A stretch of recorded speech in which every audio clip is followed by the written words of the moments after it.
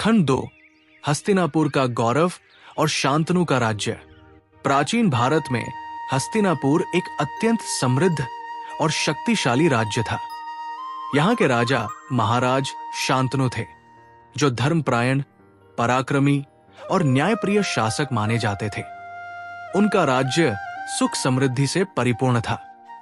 एक दिन महाराज शांतनु गंगा नदी के तट पर घूम रहे थे। तभी उन्होंने एक अनुपम सुंदर स्त्री को देखा, जो जल में कमल की भांति शोभायमान थी। वे उसी क्षण उस स्त्री पर मोहित हो गए। ये दिव्य स्त्री कोई और नहीं बल्कि गंगा देवी थी। राजा शांतनु उनके पास गए और कहा, हे देवी, आप कौन हैं?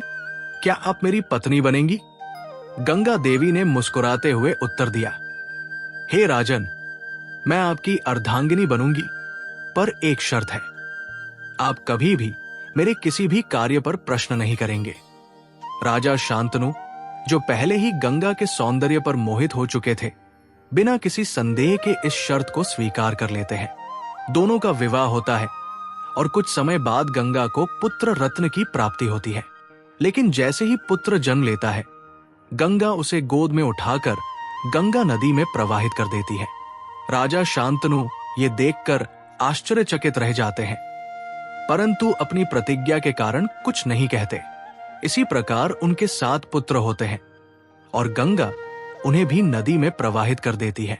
जब 8वां पुत्र जन्म लेता है और गंगा उसे भी नदी में प्रवाहित करने के लिए आगे बढ़ती है, तो राजा शांतनु से सहन नहीं होता।